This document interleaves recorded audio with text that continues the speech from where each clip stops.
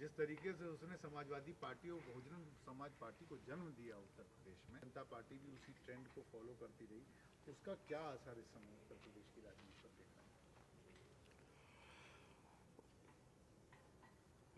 जैसा कि अभी हम देख रहे हैं कि भारतीय जनता पार्टी ने नरेंद्र मोदी को प्रोजेक्ट करके एक एक विकास पुरुष के रूप में उनको प्रोजेक्ट किया है अपने प्रधानमंत्री के दावेदार के अलावा।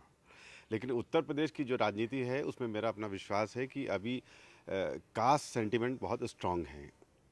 उसमें विकास पुरुष या विकास की धारा या इस तरह का कोई इशू कास्ट सेंटिमेंट को ख़त्म कर देगा, इस बात की संभावना बहुत कम है।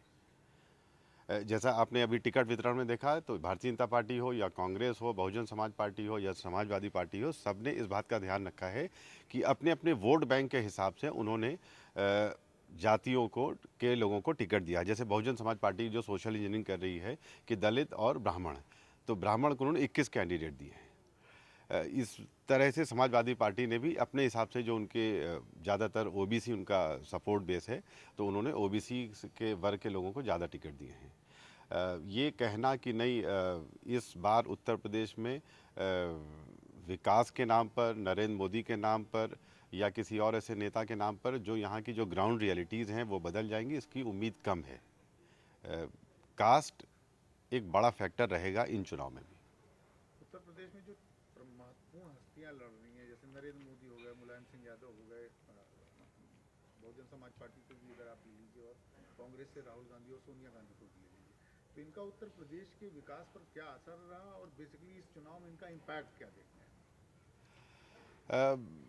अगर बात की जाए कि ये पहली बार बहुत दिनों बाद एक ऐसा चुनाव दिखाई दे रहा है कि जिसमें पार्टी की विचारधारा कम और व्यक्तियों की लड़ाई ज़्यादा दिखाई दे रही। खासतौर से जैसे भारतीय जनता पार्टी के संदर्भ में कहें कि उन्होंने अपना नारा ही बिल्कुल बदल दिया है। अब की बार मोदी सरकार, ना बीजेपी, ना संगठन, ना उनकी विचारधारा। इसी तरह से आप समाजवादी पार्टी के मुखिया हैं मुलायम सिंह यादव को अगर देखिए, तो वहाँ पर भी बहुत चीज़ों की बात नहीं हो रही, खाली ये बात हो रही है कि मुलायम सिंह यादव को प्रधानमंत्री बनाना है।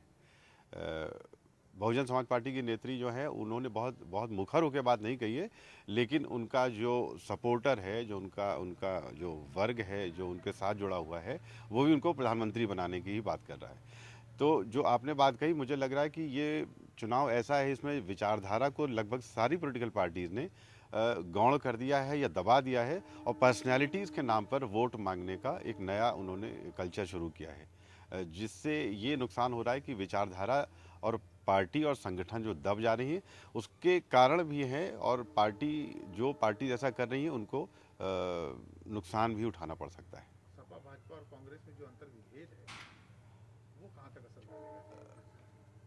देखिए, वो तो खुल करके सामने आ ही गया है, उसमें कुछ बचा नहीं। जैसे जैसे बीजेपी के टिकट वितरण को लेकर के उसके बाद सैकड़ों इस्तीफे हो गए, धरना प्रदर्शन हो गए। सारे जो उत्तर प्रदेश के बड़े नेता हैं वो सब आपस में ही लड़ रहे हैं। जैसे आप विनय कटियार को देखिए, ओम प्रकाश सिंह को देखिए, और मुरली मनोहर जोशी को देखिए, या जितने भी बड़े नेता हैं, लालजी टंडन को आप देख लिए, वो कहीं ना कहीं से उनका मुंह फूला हुआ है, या वो आपस में उनके जो डिफरेंसेस हैं वो बिल्कुल सरफेस पे आ गए हैं।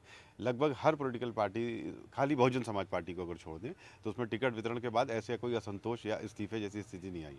लेकिन समाजवादी पार्टी को आपने देखा 76-77 कैंडिडेट डिक्लेयर करने के बाद उन्हें लगभग 40-42 कैंडिडेट बदलने पड़े। ये इस बात का दोष है कि पार्टी के अंदर जबरदस्त असंतोष है।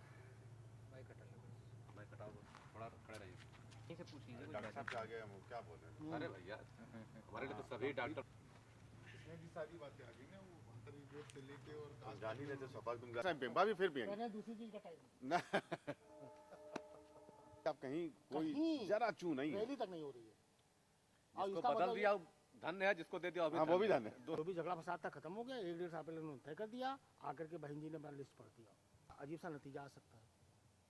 आएगा तो जो चौंकाने हम वाला। जानते हैं अपने बहराइच के आसपास, हाँ। तो वहाँ तो मतलब इतने खामोश तरीके से, इतने अच्छे तरीके से काम